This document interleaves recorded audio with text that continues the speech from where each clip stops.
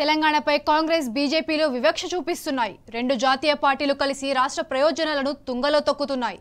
ఇందుకు పాలమూరు రంగారెడ్డి ఎత్తిపోతల పథకమే నిదర్శనం. అనేక వివాదాలు ఉన్నప్పటికీ పక్క రాష్ట్రాల ప్రాజెక్టులకు అనుమతి ఇస్తున్న కేంద్రం పాలమూరు ఎత్తిపోతలకు మాత్రం నిరాకరిస్తోంది.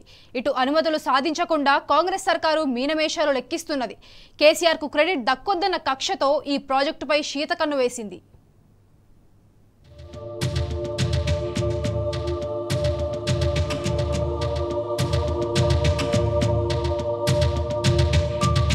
తెలంగాణపై మొదటి నుంచి కేంద్రంలోని బీజేపీ సర్కార్ వివక్ష చూపుతున్నది. నిధుల కేటాయింపు, జాతీయ సంస్థలు, ఆఖరకు సాగునీటి ప్రాజెక్టుల అనుమతుల మంజూరు అంశాల్లోనూ రాజకీయ ప్రయోజనాలే పరమావధిగా పక్షపాత ధోరణితో వ్యవహరిస్తున్నది. ఇందుకు రాష్ట్రానికి చెందిన పాలమూరు రంగారెడ్డి ఎత్తిపోతల పథకమే నిదర్శనంగా నిలిచింది. కర్ణాటక, మహారాష్ట్రకు సంబంధించిన ప్రాజెక్టులకు అడ్డుచెప్పని కేంద్రం తెలంగాణ ప్రాజెక్టులకు మాత్రం కుంటిసాకులు చెప్తూ అనుమతుల్ని తిరస్కరిస్తూ వస్తున్నది. ఇటు కాంగ్రెస్ ప్రభుత్వం రాష్ట్ర ప్రజలపై కక్ష సాధిస్తున్నది. కేంద్రాన్ని నిలదీయకుండా, వాదనల్ని వినిపించకుండా ప్రాజెక్టులపై మీనమేషాలు లెక్కిస్తున్నది. అనుమతుల సాధనను పూర్తిగా గాలికొదిలేసింది.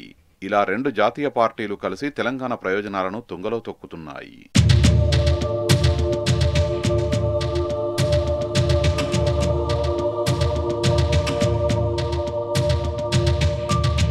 ఉమ్మడి మహబూబ్ నగర్ జిల్లాతో పాటు రంగారెడ్డి జిల్లాలో 12.30 లక్షల ఎకరాలకు సాగునీరు, తాగునీరు అందించాలనే లక్ష్యంతో గత బీఆర్ఎస్ ప్రభుత్వం పాలమూరు రంగారెడ్డి ఎత్తిపోతల పథకాన్ని చేపట్టింది.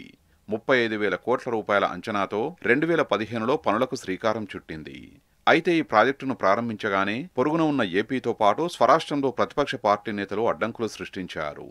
ప్రాజెక్టును అడ్డుకునేందుకు ఎన్జీటీ మొదలు supreme court, tribunal, southern zone council వరకు అన్ని వేదికలపైన కుట్రలకు తెరలేపారు.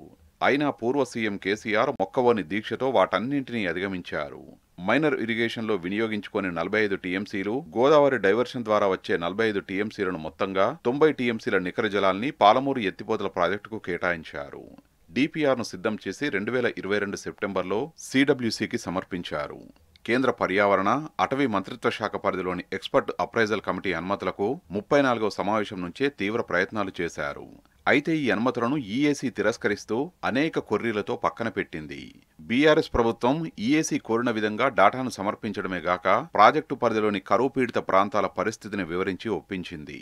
దీంతో ఎట్టకేలకు 49వ ఈఏసీ అంగీకరించి అనుమతులు మంజూరు చేయాలని కేంద్రానికి సిఫారసు చేసింది.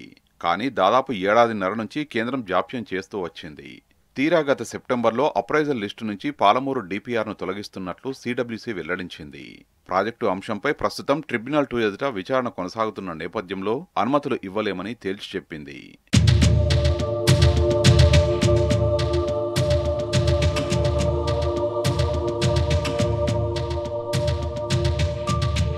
ట్రిబ్యునల్ విచారణకు సాకుగా చూపుతూ పాలమూరు రంగారెడ్డి ఎత్తిపోతలకు అనుమతులను కేంద్రం తిరస్కరిస్తున్నది. కానీ ట్రిబ్యునల్ అవార్డు అమల్లోకి రాకముందే, న్యాయ వివాదాల్లో ఉండగానే కర్ణాటక, మహారాష్ట్ర చేపట్టిన అనేక ఇరిగేషన్ ప్రాజెక్టులకు గతంలో కేంద్రం అనుమతులిచ్చింది. అప్పర్ భద్ర, అప్పర్ కృష్ణ స్టేజ్ 3, అప్పర్ తుంగతో పాటు ఆ జాబితాలో మహారాష్ట్రకు చెందిన 10ల సంఖ్యలో ఇరిగేషన్ ప్రాజెక్టులున్నాయి. ఇక అప్పర్ భద్ర, అప్పర్ తుంగ ప్రాజెక్టులదైతే మరీ దారుణం.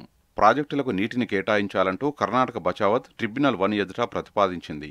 కృష్ణా బేసిన్లోనే తీవ్ర నీటిలోటు ఉన్న బేసిన్ ఇది అని ట్రిబ్యునల్ వెల్లడించింది. అదేగాక కృష్ణాకు తుంగభద్ర బేసిన్ నుంచే నిరంతరాయంగా నీరు రావాల్సి ఉన్నదని, తుంగభద్రపై ప్రాజెక్టులను నిర్మిస్తే బేసిన్ నుంచి కృష్ణాకు నీటి రాక తగ్గిపోతుందని వివరించింది. ఫలితంగా దిగువన ఉన్న ప్రాజెక్టులపై తీవ్ర ప్రభావం పడుతుందని స్పష్టం చేసింది. ఈ నేపథ్యంలోనే K8లోని తుంగభద్ర సబ్ బేసిన్, ఇతర బేసిన్లకు చేసిన నీటి కేటాయింపుల్లో ట్రిబ్యునల్ అనేక మార్గదర్శకాలను సూచించింది. నీటి వినియోగంలో పరిమితులను విధించింది. ట్రిబ్యునల్ 1 కర్ణాటకకు గంపగుత్తగా నీటిని కేటాయించిన తుంగభద్ర సబ్ బేసిన్లో ఎక్కడెక్కడ ఎంత మొత్తంలో నీటిని వినియోగించుకోవాలనే అంశాలను చాలా స్పష్టంగా నిర్దేశించింది. ఈ నేపథ్యంలోనే అప్పర్ భద్ర, అప్పర్ తుంగ ప్రాజెక్టులకు ట్రిబ్యునల్ 1 ఎలాంటి నీటి కేటాయింపులు చేయలేదు.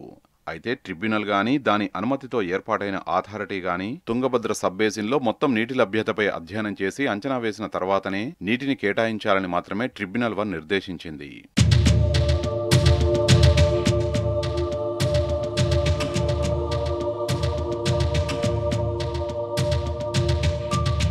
కృష్ణా జలాల పంపిణీకి సంబంధించి బచావత్ ట్రిబ్యునల్ 1 అవార్డు గడువు ముగిసిపోవడం, ఆపై అవార్డులో నిర్దేశించిన మార్గదర్శకాల మేరకు కృష్ణా జలాల పంపిణీ కోసం 2004 ఏప్రిల్లోనే ట్రిబ్యునల్ 2 ఏర్పాటైంది. జస్టిస్ బ్రిజేష్ కుమార్ చైర్మన్ గా ట్రిబ్యునల్ విచారణ చేపట్టింది. కానీ 2005లో ఉమ్మడి ఏపీ సర్కారు చేపట్టిన బేసిన్ అవతల ప్రాజెక్టులకు సైతం కేంద్రం అనుమతులిచ్చింది. వైఎస్ జలయజ్ఞంలో అనేక ప్రాజెక్టులు చేపట్టారు. కృష్ణా బేసిన్ నుంచి పెన్నా బేసిన్కు జలాలు మళ్లించే హంద్రినీవా సుజల స్రవంతి, గాలేరు నగరి సృజల స్రవంతి, వెలిగొండ, మల్యాల, పోతిరెడ్డిపాడు హెడ్ రెగ్యులేటరీ విస్తరణ చేపట్టారు.